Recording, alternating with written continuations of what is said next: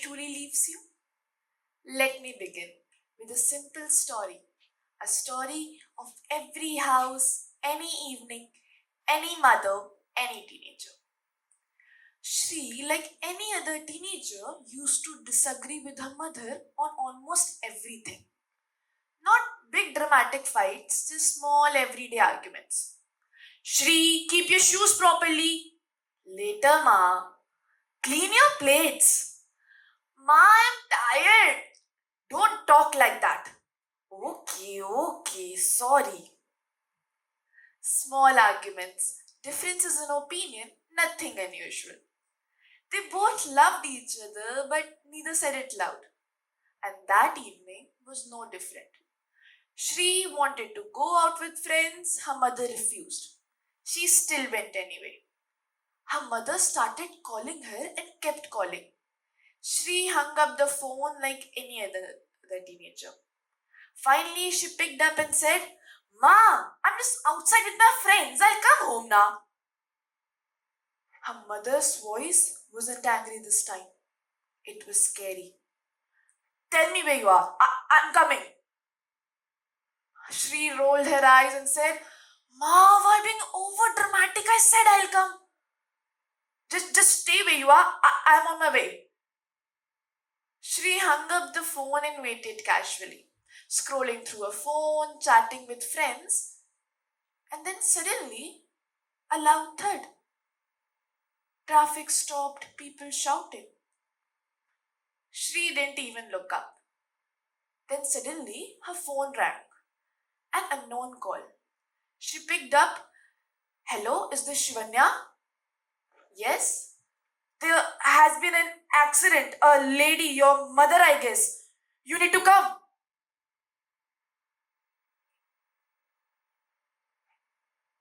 Huh?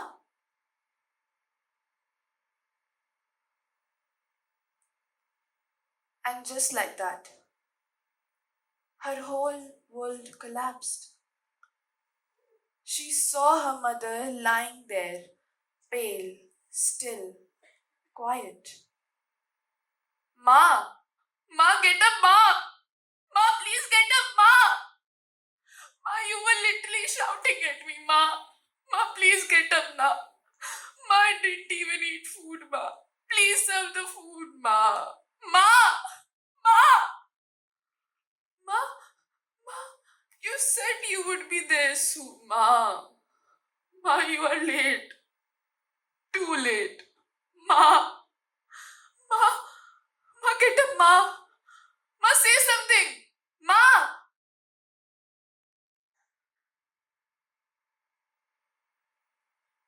But her mother replied only with silence. And that silence destroyed her.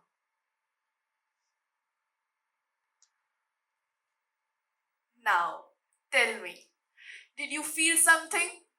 The pain, the fear, or the helplessness?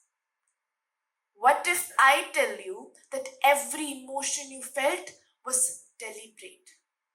I didn't just tell you a story, I made you live one. I pulled out your memories, your thoughts, experiences. And that is the art of storytelling.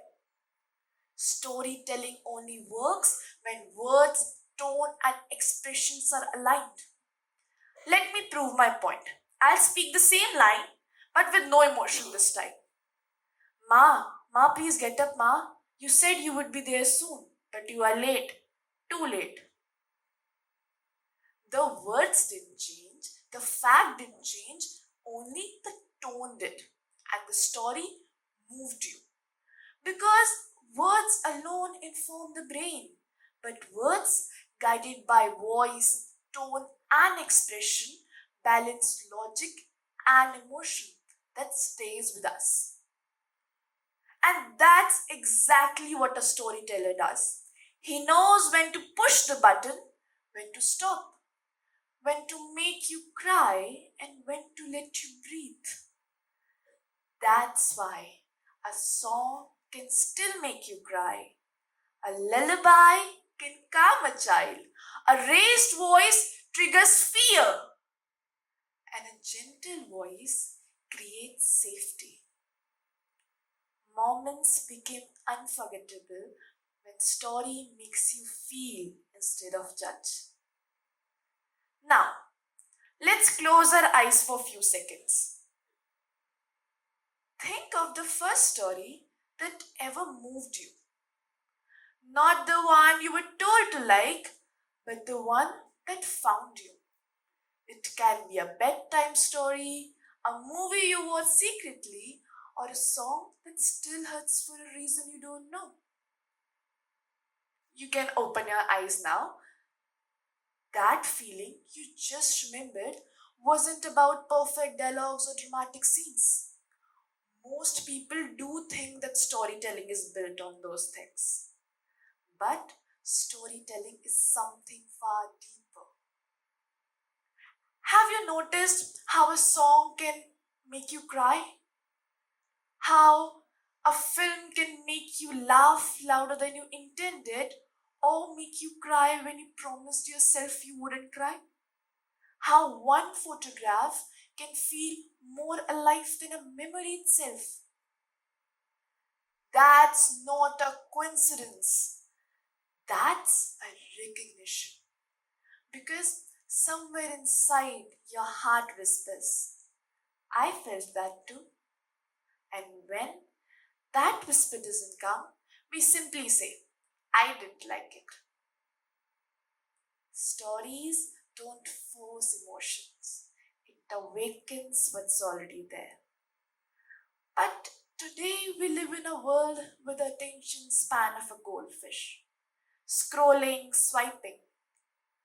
Everything demands our attention, but very little touches our heart. And in this noise, Dadi Nani stories matter than ever. They offer us deep connection, emotional guidance, and lived wisdom, keeping our roots, our values, and humanity alive.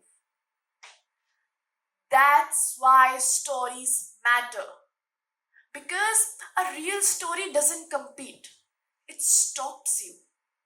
It pulls you out of scroll.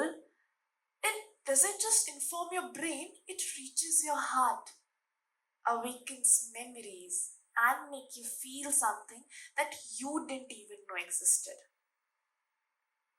Those connections are why stories do not disappear when the moments end. They survive centuries, not because it was written, but because people carried them in their voice, in their conversations, in their memories. For instance, the Ramayana, the Mahabharata, or the Panchtantra. Let's return back to Shri. What happened? A normal evening, a phone call, a small argument, and then silence. Honestly, how often do we wait to tell the things that truly matters? To tell the stories that keeps us alive in each other's heart. Stories aren't words on page or voice on stage. It's feeling, it's connecting, it's noticing. So, when this talk ends and you move back to your everyday life, remember, remember you carry a universe of stories inside you. And here is my ask. Tell your story. Tell it before time turns it into a silence. And when someone trusts you with theirs, listen. Truly listen. Even if one person in this room walks out today choosing connection over silence, listening over scrolling, then this isn't just a talk. It became a shared moment, a story. And stories like that don't end on stage. They walk out with you, they change the way you look at your own life and creates zillion moments of once upon a time.